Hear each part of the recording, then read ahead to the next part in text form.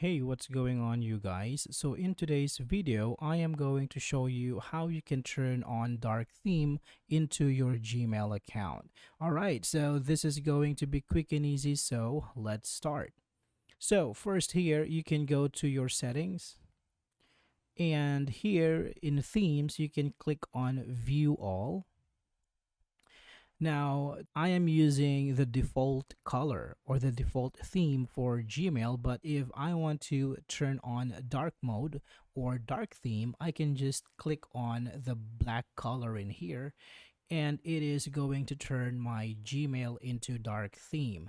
Now, you can also have different options here. If you want to have lavender, you can certainly have lavender, or if you want to have dusk, you can also have it, or if you want to use more dramatic background, you can click on one of these pictures in here, like so.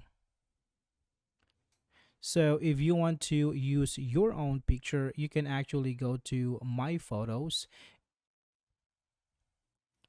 and select the picture that you want to use as your background.